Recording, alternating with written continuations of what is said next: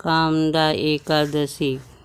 पुलकित मन से भगवान श्री कृष्ण को कोटि कोटि नमस्कार करने के बाद धर्मराज युधिष्ठिर ने भगवान कृष्ण से प्रार्थना की, हे महाराज, अब मेरी इच्छा चैत्र मास के शुक्ल पक्ष की एकादशी के नाम महात्म्य, पूजा विधान आदि के बारे में विस्तार पूर्वक जानने की है।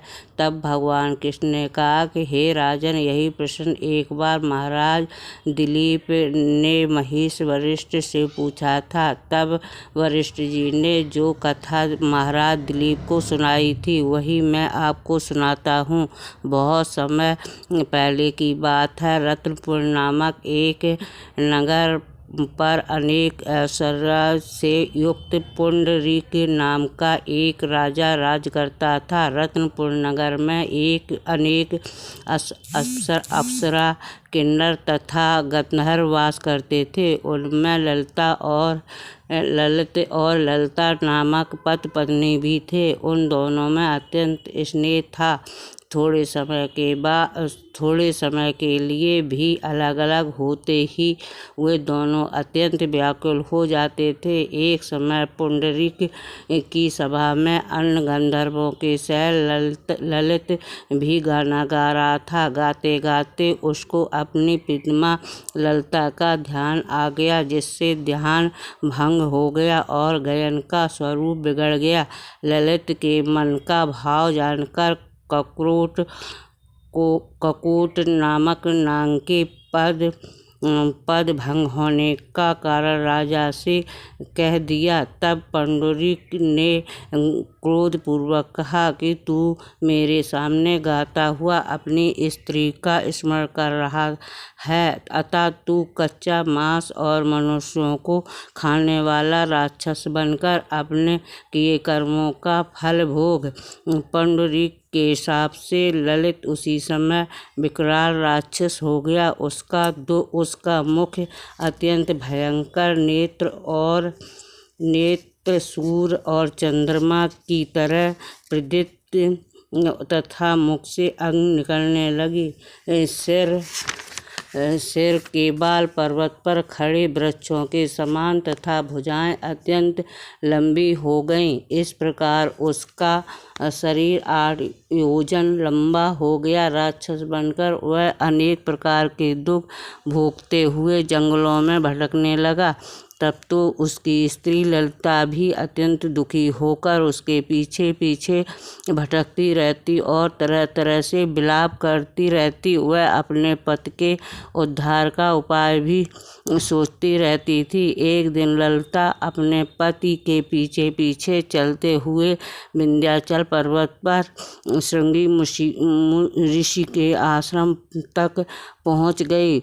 श्रृंगी ऋषि ने ललिता को देखकर पूछा, हे देवी, तुम कौन हो और यहाँ किस लिए आई हो? ललिता बोली, मुनिवर, मेरा नाम ललिता है। मेरा पति राजा पुंडरीक के शाप से भयानक और विशालकाय राक्षस बन गया है।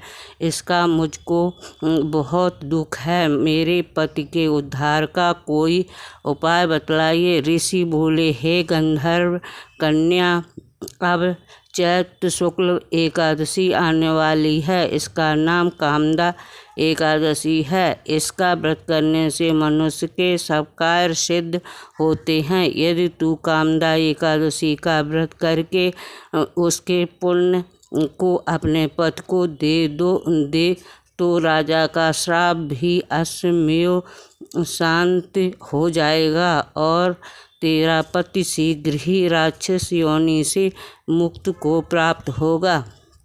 चैत्र शुक्ल एकादशी कामदा आने पर ललिता ने व्रत किया और द्वादशी को ब्राह्मणों के सामने अपने व्रत का फल अपने पति को देते हुए भगवान से प्रार्थना करने लगी, हे प्रभु, मैंने जो यह व्रत किया है उसका फल मेरे पतिदेव को प्राप्त हो, जिससे वह राक्षस योनि से मुक्त हो जाए। एकादशी का फल देते ही उसका पति राक्षस योनि से मुक्त होकर अपने पुराने स्वरूप को प्राप्त हुआ और अनेक सुंदर वस्त्र आभूषण से युक्त होकर ललिता के साथ विहार करने लगा। उसके पश्चात वे दोनों एक दिव्य विमान में बैठकर स्वर्गलोक को चले गए। वरिष्ठ मुनि ने आगे कहा, हे राजन, इस व्रत को विधिपूर्वक करने से समस्त पापों का नाश हो जाता है तथा राक्षस आदि की योनि भी छूट जाती है। संसार में इसके बराबर कोई और दूसरा व्रत नहीं है। इसकी कथा पढ़ने या सुनने मात्र से ही वाजपेयी यज्ञ का फल प्राप्त होता है। जय एकादशी मैया की जय हो। जय कृष्ण भगवान की जय हो। जय एकादशी मैया की जय हो।